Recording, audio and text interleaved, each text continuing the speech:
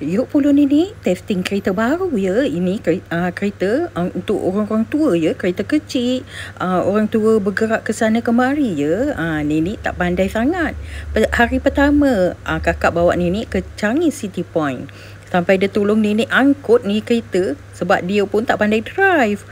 Yuk sama-sama kita lihat pemandangan di City Point, Changi City Point. Nenek punya kereta ni speed kura-kura ya, paling lembab sekali. So today saya bawa mak saya pergi Changi City Point. Alamak, orang masuk queue. Nak masuk train ya?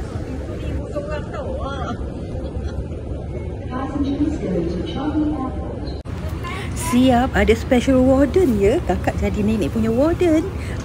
Dia bagi instruction left right. Macam gitulah dia caranya. Kereta ni tak laju. Nenek yang suruh Tok Noh pilihkan yang speed kura-kura ya.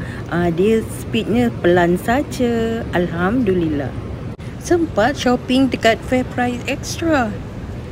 Balik kakak belanja makan aiskrim. Dah macam budak-budak Nenek ni. Ini adalah mercu tanda rumah Nenek ya. Jam besar.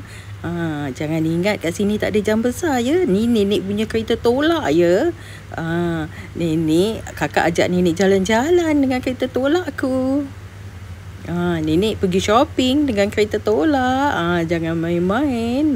Macam-macam Nenek angkut.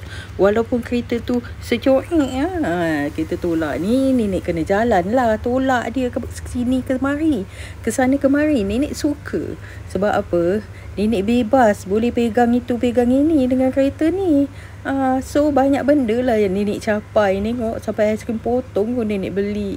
Alhamdulillah. Capai juga buah, santan. Macam-macam Nenek capai. Sampai ke coklat, sampai ke biskut, sayur-sayur. Alhamdulillah. Kalau bawa kereta tolak ni memanglah Nenek berhenti berkali-kali ya. Dalam tiga kali, lebih-lebih 3 kali Nenek berhenti. Inilah keadaan kereta tolak Nenek.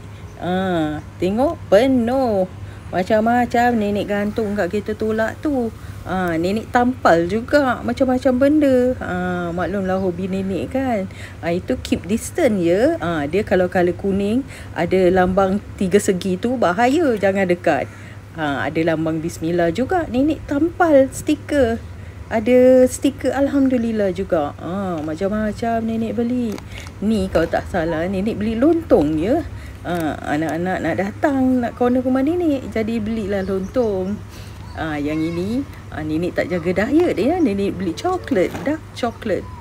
Sedap tau dark coklat tu. Dan ini pewangi lah. Pewangi rumah Nenek beli.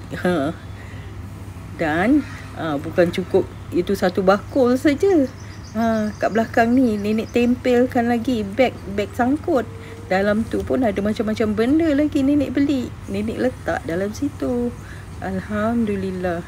Dapat juga bergerak pergi shopping ya. Gunakan kereta elektrik ni perlukan teman ya. Sebab Nenek belum pandai. Tapi gunakan kereta tolak boleh jalan sendiri.